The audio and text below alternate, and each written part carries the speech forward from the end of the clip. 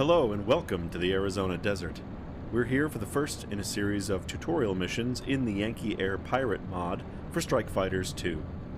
We're in an F-100 Super Sabre on the ramp at Gila Bend Air Force Auxiliary Base to begin our first training mission. This one will be a little longer than any of the others because there's a lot to cover, so let's get underway and I'll talk you through it while we taxi.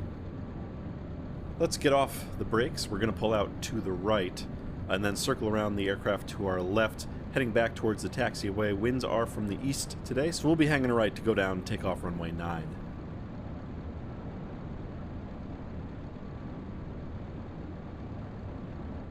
The Vietnam War is an interesting turning point in U.S. military history. When the war began, U.S. Air Forces were still using World War II unguided ordnance.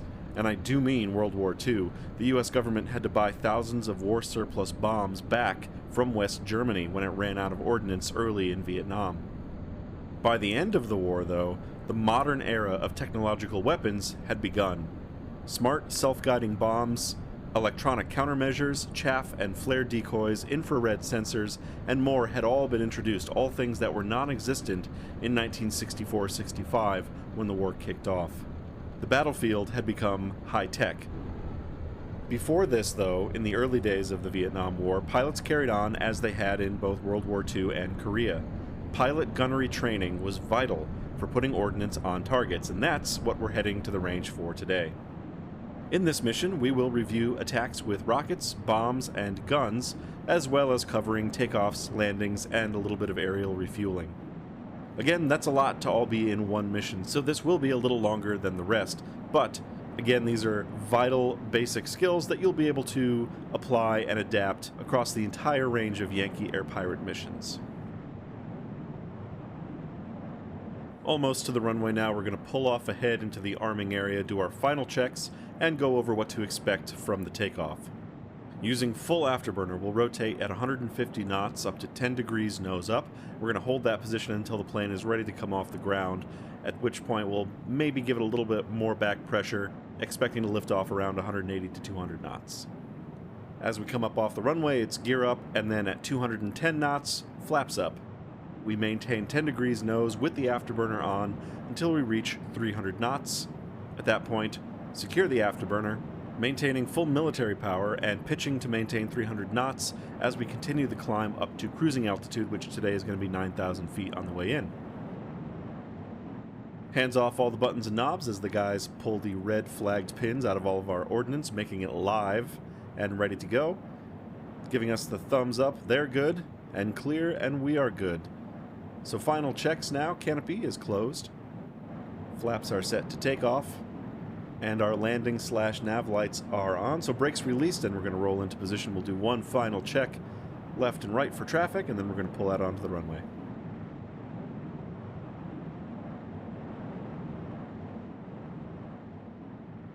And it looks clear right, and it looks clear left.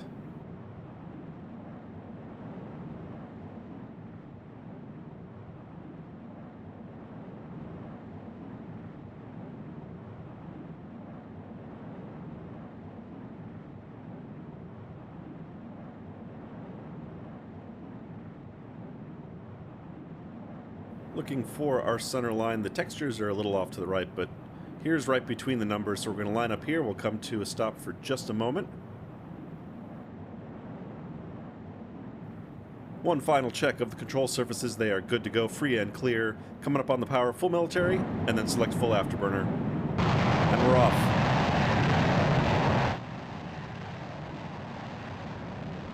Airspeed is coming alive. Again, we're looking for 150 knots. There's 100.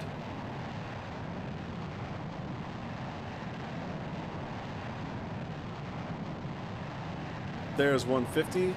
Pulling back, there's 10 degrees. There's about 180, so just back a little bit more to make sure it's going to leave the ground.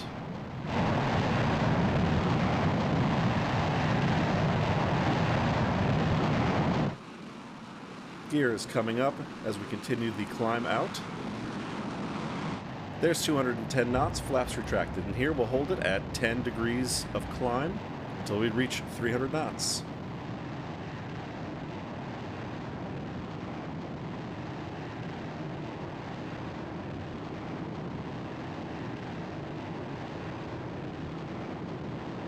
There's 300 off the burners.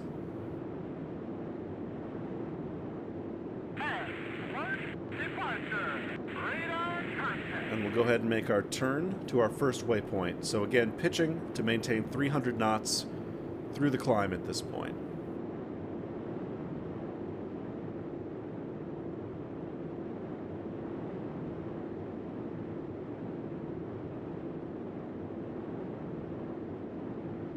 The F-100 here has two different navigational gauges for us. One is to the right of the altimeter, one is underneath it. And as we continue to swing around here, both of them will come to be pointing straight up, which means that we're heading directly towards our waypoint. We're on course and continuing our climb up to 9,000 feet.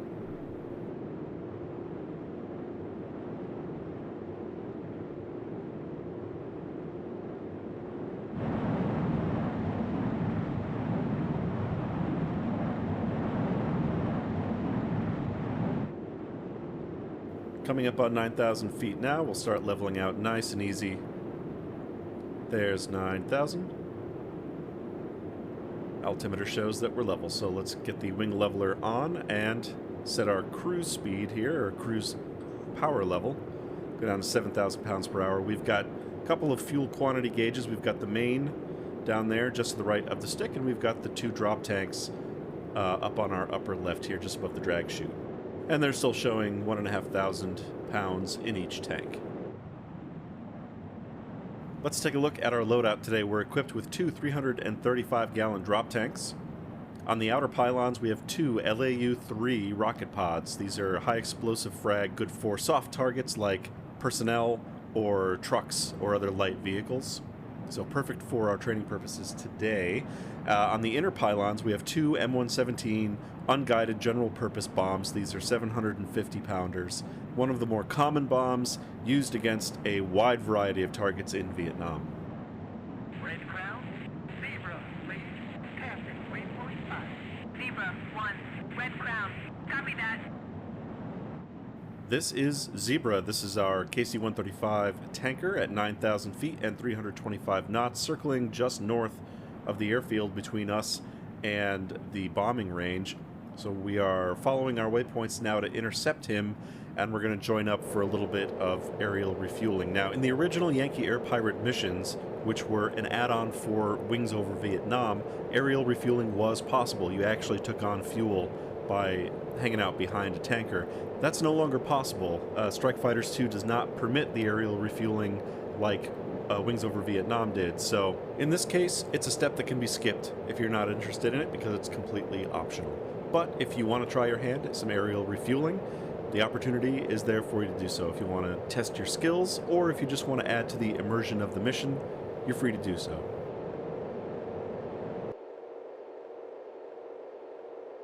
There on the map, we can just see Zebra coming into view, heading south towards us out of the north. And we're going to be keeping our eyes peeled at the right side to either pick him up visually, or once he's close enough, you can actually press the Y key to designate him as a target. And then you can press F4 for the padlock view, and that'll help guide you to him. So our plan is going to be to form up on his wing. Once we get close enough, the 3D model will pop into existence, and we'll be able to pick up our visual tracking. And just a dab of afterburners to keep us fast through the turn. There's the KC-135. I can see it clearly now. So we'll come through this turn, keeping the speed up, and we're going to hook up on its right wing.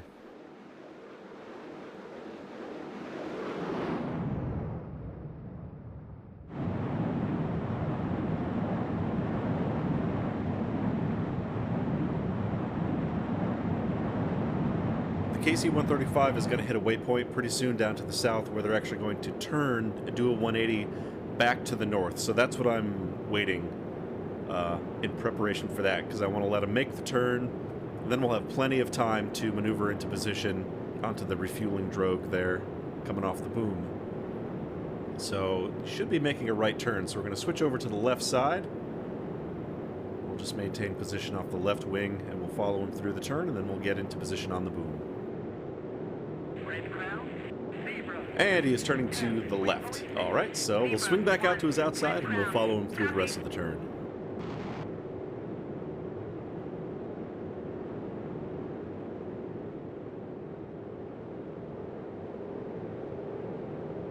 Alright, so Zebra is straight and level at 9,000 feet. We've moved into position behind, and we're going to close in on this boom now.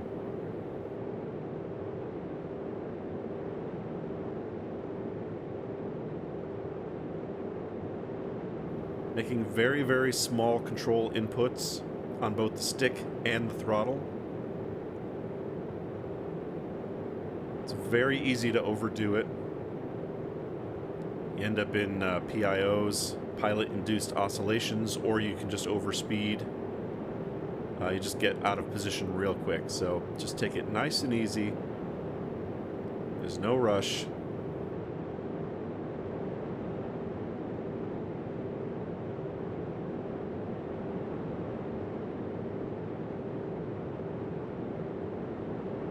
F-100 pilots had a bit of an obstacle to contend with because the refueling probe is sort of far away out on the right wing, not real close to the actual cockpit, so you have to account for that. You know, you would have had to be slightly off to the left of the center line, and also would have had to rely very much on the boom operator on the KC-135 to maybe fly the drogue into the probe for you. RAF pilots of the British Electric Lightning had similar complaints. The refueling boom was literally an afterthought and was way out on the wing and behind the pilot, making it a real pain when refueling. And I imagine that F-100 pilots felt the same thing.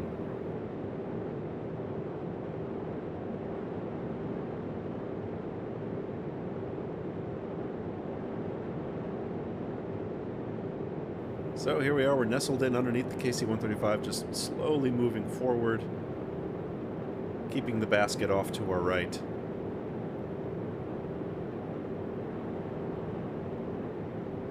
Just tiny, tiny, tiny movements on the stick.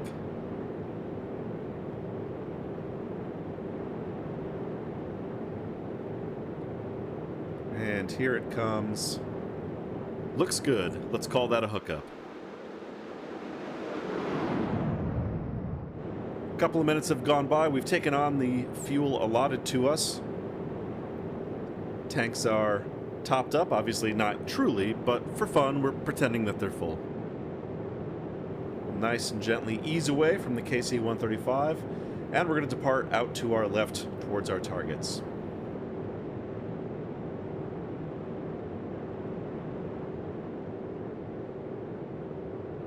And with that, we bid adios to our Zebra tanker.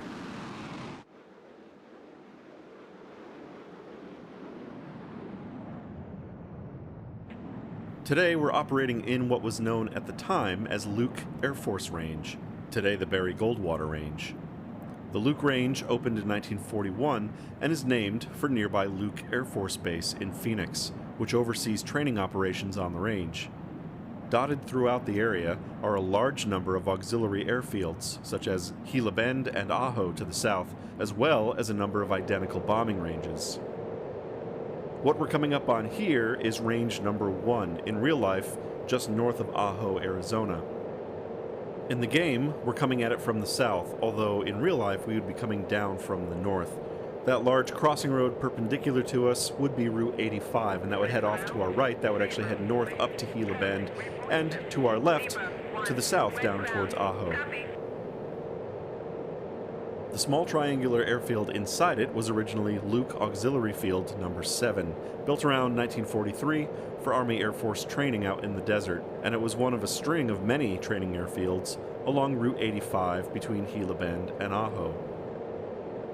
This is a slightly fictional version of Luke Auxiliary No. 7, as it's got a small airfield up in the northwest corner, along with a mock-up of a SA-2 SAM site. And that's where we're going to be heading for our first weapons testing today. Just north of the airfield is a small convoy of Vietnamese trucks, and we're going to begin by engaging those with our rockets. And then nearby on the airfield, we have some old French C-119 flying boxcars, and we'll practice dive bombing on those. Passing over the airfield there, you can see the convoy just off the left wingtip up there on that small road to the north. And we're coming right over the top of Auxiliary Field number 7. A little bit smaller here than it would be in real life, but the overall shape is correct. We're going to circle around over the top of the gunnery range now and begin our rocket attacks on the convoy. We're going to be looking for an attack speed of above 450 knots. Between 450 and 500 is good, with about 15 degrees nose down. At that speed, you'll find that the rockets impact right near the center of the targeting pipper, making for accurate rocket runs. At lower speeds, with a slightly higher angle of attack, the rockets will impact underneath the pipper, and therefore you'll have to compensate for that when you fire. A little blip of the afterburner to keep the speed up. Again, we're looking for greater than 450, right around 500 perhaps. There's the convoy coming into view. I'm going to line up with the head of the convoy and fire a single rocket just to demonstrate the accuracy of the high-speed pass. We have just slight nose down. There's the first rocket away, and you see basically hits right next to where I was aiming.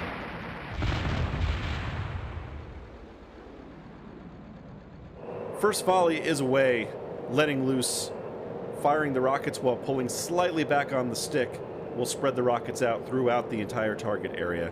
Now we're off, we're up and away, we're going to dog bone around and come back to attack from the opposite direction.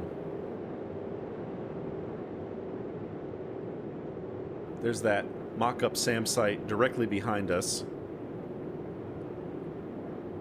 And we're pulling back around. The F-100 bleeding lots of speed. Kicking an afterburner to keep the speed up through the turn as we come back on course. Once again, we're going to aim right at the head, or in this case, the tail of the convoy. Release rockets and pull slightly up through the targets as we fire.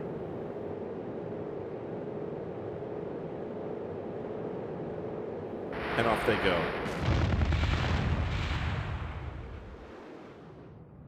More hits over the top, and we probably have one more run in us.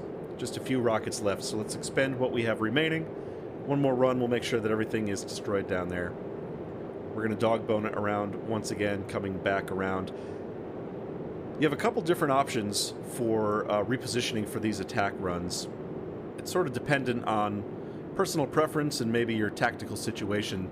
A maneuver like this is more horizontal and will keep you low and out of the SAM envelope. So if you have SA-2s nearby, this would, maybe help prevent you getting shot down in that regard. But on the downside, it keeps you well within range of any potential ground fire.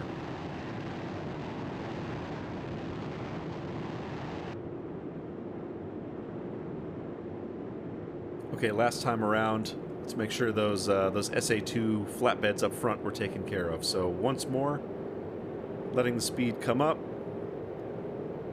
There's the target pulling up slightly through it, and we're out of rockets. On the power now, let's pull an Immelman out of the area and get set up for our dive bombing practice next.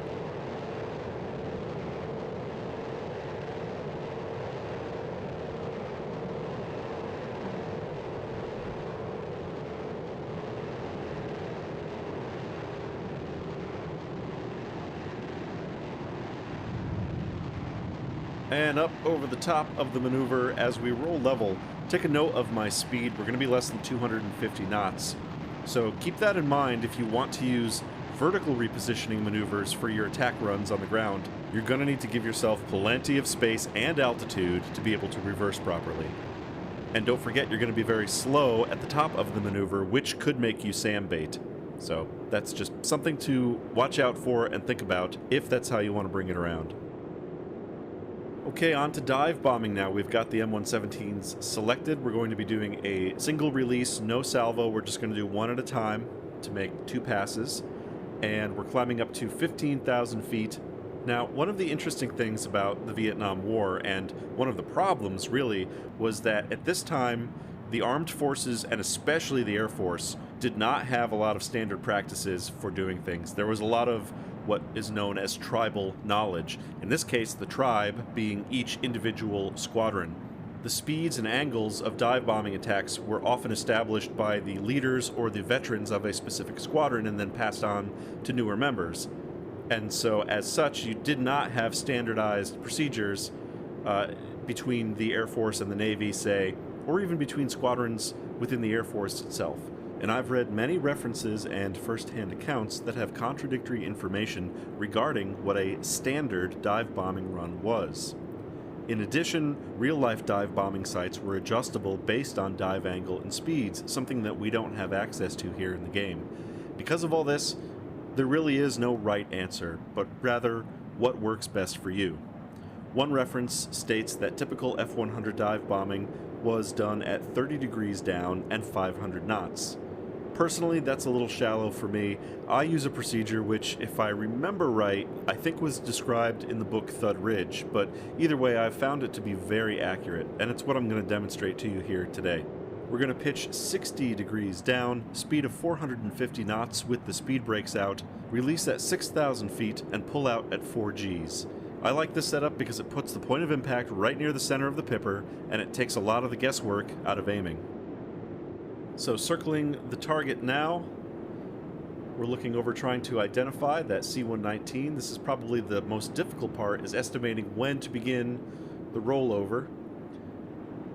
But here we go, we should be around the right distance, keeping positive Gs on the airplane as we roll down and under. There's 60 degree down. We'll spin upright. We've got the brakes out. Speed is coming up to 400. We're going to put the pipper right on that target.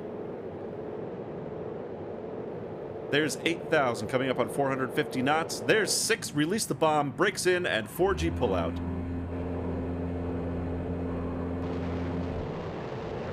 On the burners as we speed away and over the shoulder, and we hit just short of the boxcar, just right behind it. So the bomb fell a little bit more vertical than I was planning on.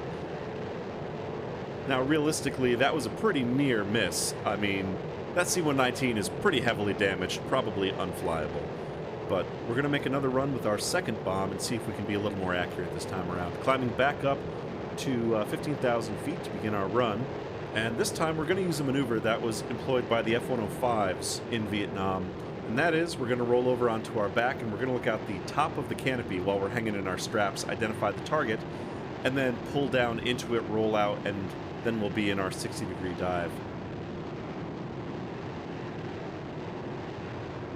So here we go. So nose up, couple of degrees, inverted, pushing forward on the stick to keep us fairly level. There is our target. Right there, we're going to go for the third boxcar this time, so brakes are out, letting the nose drop, pulling down, actually past 60 degrees here, and then we'll come back around, get it lined up on the target. Altitude winding down very fast. There's 6,000 feet. Release and pull out.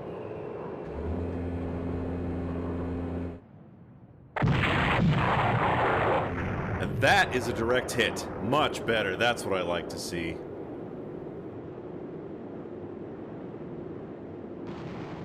On the power now, we're going to circle around and head for the gunnery range and demonstrate the use of our 20mm cannons.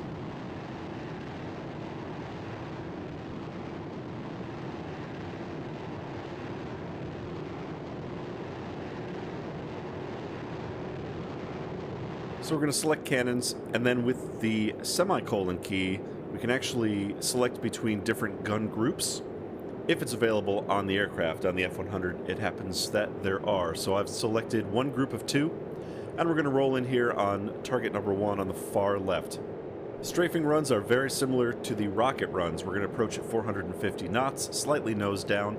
We're going to put the pipper just right on the target, and then as we come into firing range, we're going to fire and pull back ever so slightly on the stick and walk that pipper right through the target. And there's our target. We're lined right up. Pipper just over the top of the target. Let it settle down. Firing.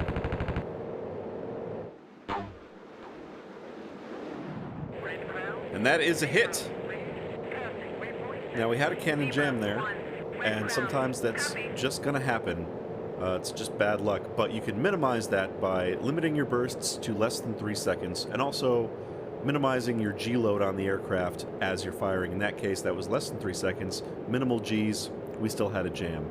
So that's the brakes. I'm going to switch over to our other gun group, so we'll come back around in this racetrack pattern, which is a third option you could do. You could go around in a racetrack, lining you back up with the target on the same side that you attacked from before. This is good if you have multiple aircraft attacking the same target, sort of keeps everyone spaced out.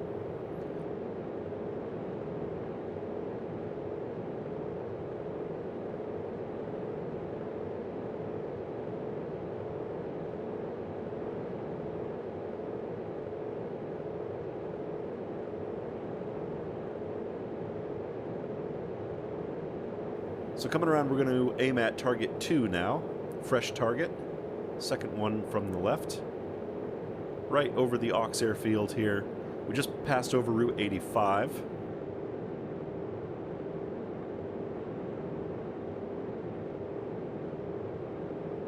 So once again, there's our target. I've identified it. We're going to put the Pipper just above it on the approach to make sure we don't get too low. And then as it feels like we're just about in range, let the Pipper drop right onto it and pull the trigger, pull up slightly.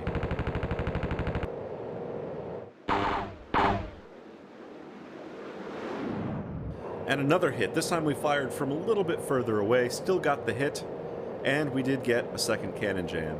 So we'll just go ahead and select all 4 cannons again, so we still have 2 operating ones, and we still have tons of fuel. So with 20mm ammo being our only remaining munitions on board, let's go look for some of these random convoys and maybe do some additional strafing runs on things that are a little more exciting to hit than just a target.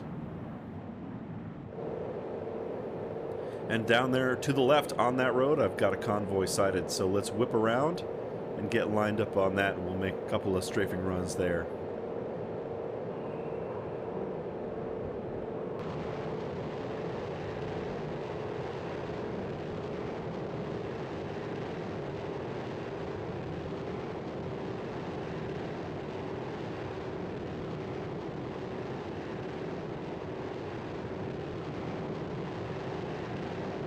Here we go, we've got the targets identified. We'll come out of the afterburner, let the speed build up on military power. Same as before. Pipper on the target. We're going to fire and then pull up through the entire convoy. Good hits. Break off to the left. We've got 3 burning targets down there. We'll pull it around for another pass.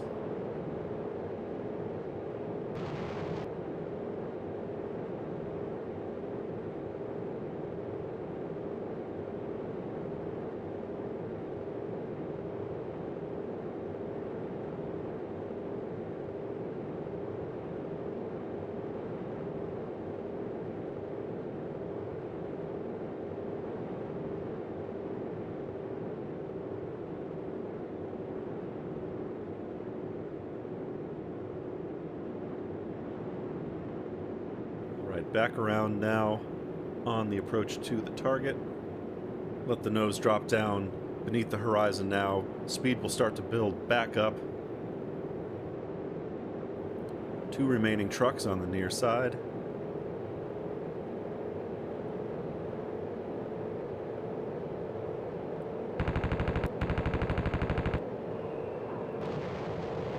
Full burners, and that's going to conclude our weapons testing for today. Let's bug out and head home for the final portion of the training.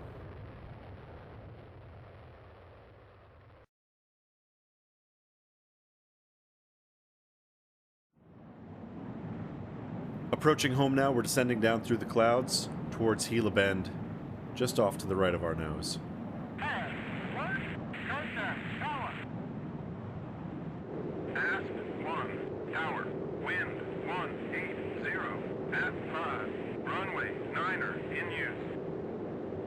They've got us coming in on runway 9, so we're going to make a right here and head opposite of the runway, heading for a few miles, and then circle around and come back in for our landing maneuvers. The overhead, as it's known to the Air Force, or the brake, as the Navy calls it, has several other names: the overhead 360, the run-in brake, all variations of the same thing. It's a maneuver where you approach the airport at low altitude, high speed, then pull into a hard brake to shed your speed as you circle around and come in to land. The overhead has a couple of important advantages. First of all, it allows large groups of returning aircraft to get spaced out just properly enough for fast and efficient recovery. Additionally, because you're maintaining high speed through the maneuver, you're minimizing danger to the landing aircraft from either ground fire or from enemy aircraft who might be following. This is another maneuver that is slightly different depending on who you talk to, what era they're talking about, and personal preference, but generally speaking, you fly parallel to the landing runway at 1,000 feet above ground level, at between 350 to 400 knots. Again, reports and preferences differ on that. About halfway to 3/4 of the way down the runway, enter a hard bank to the left, deploy speed brakes, and enter a 4G turn to downwind. Key speed at this point, we're looking for 250 knots. That's when we'll lower gear and flaps and continue slowing to approach speed.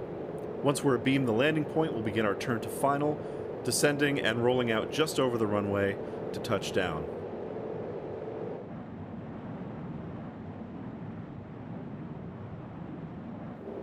Coming down the runway, we're just shy of 400 knots. And we're passing over the threshold now, looking for the halfway to 3/4 point for the brake.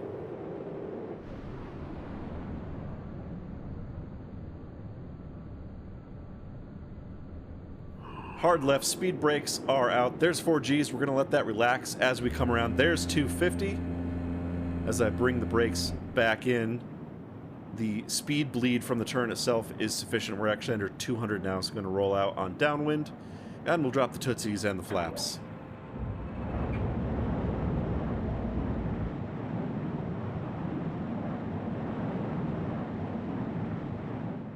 There's our touchdown point. We're just coming abeam of it now. We're not going to square off this pattern like a civilian traffic pattern. We're just going to maintain the turn right through the entire base and final leg to just make a rounded racetrack pattern. We're going to touch down on the end of the runway.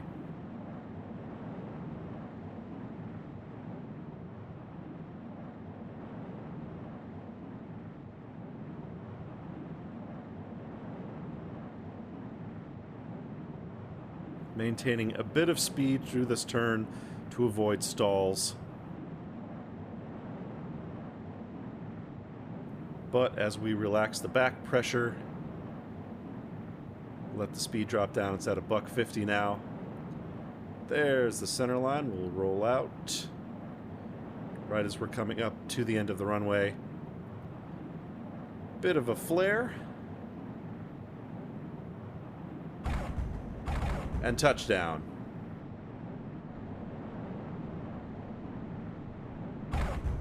Nose wheel down, drag chute out with Control O. It's non-functional, but it's a nice little touch, something that we don't get in the normal Strike Fighters 2 game. But we're on the brakes, we'll slow down, detach the chute, and we're going to taxi over to our parking area.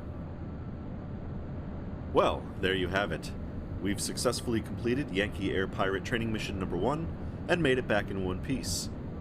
We've covered some basic piloting and gunnery skills, and as the training series continues, we'll be getting into some more specific lessons later, like helicopter flying and carrier landings. Thank you for joining me. I hope you found it useful and entertaining, and I hope to see you with us again soon.